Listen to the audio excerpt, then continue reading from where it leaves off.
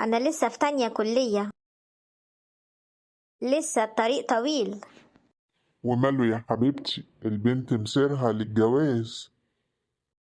أمال فين محمد ومنى؟ محمد خرج مع أصحابه، ومنى عند الجيران.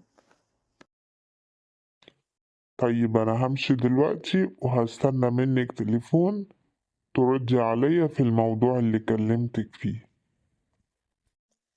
حاضر يا أخويا، إن شاء الله ربنا يعمل اللي فيه الخير. مع السلامة. الله يسلمك. مع السلامة يا خالو. تعالي يا سارة، عايزاكي في موضوع. أيوة يا ماما. اقعدي يا بنتي.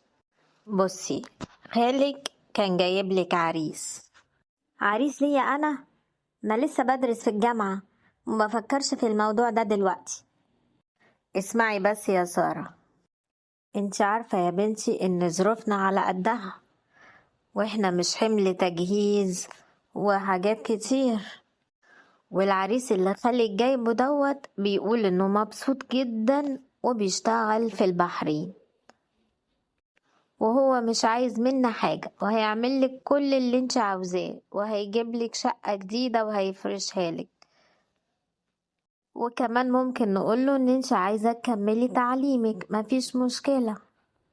بس هو عنده مشكلة واحدة. مشكلة ايه يا ماما؟ هو عنده 52 سنة، وكان متجوز ومراته متوفية، وعنده بنتين. ايه يا ماما، معقول؟ ده اكبر مني بكتير، وكمان كان متجوز وعنده بنتين. بس خالك بيقول انه مش باين عليه السن.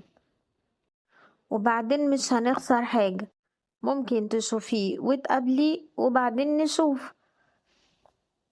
بس ده كبير قوي يا ماما. يا حبيبتي شوفيه، ولو ما عجبكيش خلاص. حاضر يا ماما. خلاص انا هقول لخالك يخليه يجي، هو نزل مصر قريب.